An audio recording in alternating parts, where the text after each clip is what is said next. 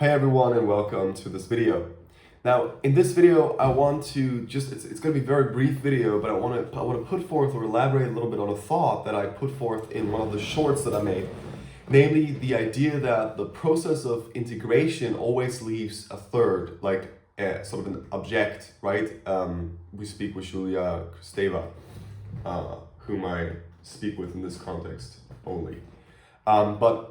But this is the idea that essentially for Jung, right, the whole psychic quest is about sort of integrating and bringing more content to the psyche, bringing sort of almost interjecting content that has been external before, but actually the question arises, like, what's the consequence of this process, and also how can we think about sort of the unknown still retaining its sort of autonomy, right, in the external, in that sense, right?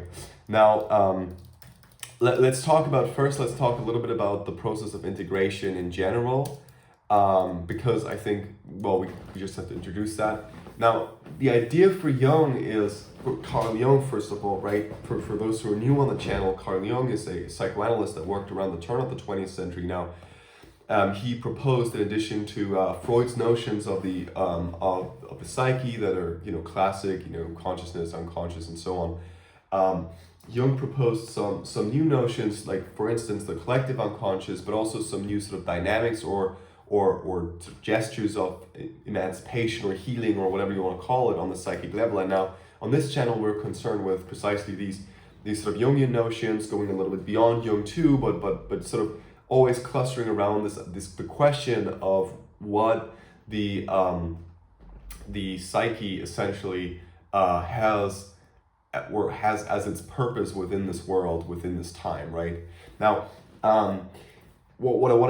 so one of these ideas that Jung puts forth is essentially the idea that the psyche there's always a duality to psychic life, right? And this duality is a duality between sort of light and darkness, good and evil, whatever you want to say. If you think about Jung proposed, for example, the archetypes as sort of a way to think about the way the psyche is structured on a collective level. Now, the archetypes always come in two shapes, right? If you think about, for instance, the archetype of the mother, the archetype of the great mother, you'll always have the polarities involved, right? You have the polarity of the good mother, right? The nurturing mother, the mother that feeds her child, the mother that sort of takes care, the mother that also lets the child go and explore explore the world freely, right? Raising the child in love and letting the child go in freedom, kind of that thing.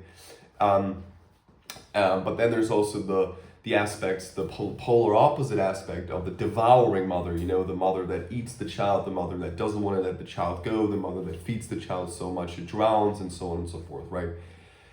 And so for Jung, these archetypes always come in polarities, and everything in life comes in polarities.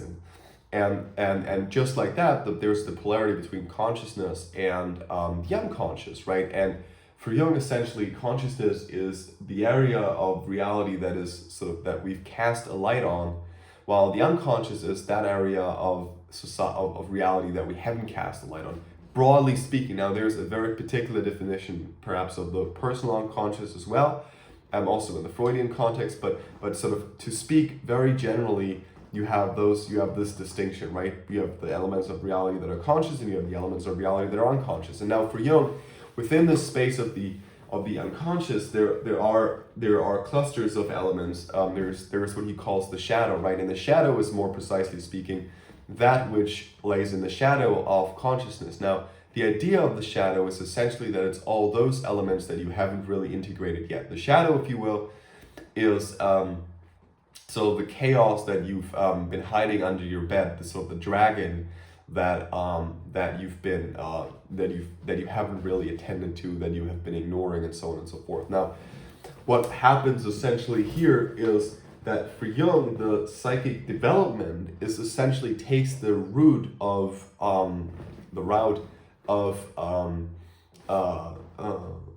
moving towards this stuff that you haven't integrated yet.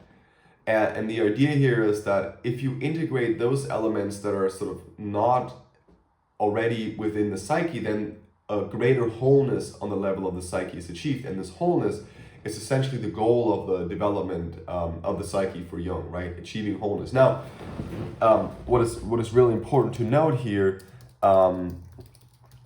is that there's an impossibility of wholeness for Jung. Jung says essentially that the psyche can never become whole again as long as the ego exists, precisely because there is sort of the necessity of polar opposites on the level of the ego. Now, I think for Jung, I think Jung would agree when we say that the wholeness, the polarity is is an aspect of the ego, right? That means that polarity is not an aspect of life itself in general, but it's an aspect of us coming into the form of existence that we're existing in within the life that we live, right?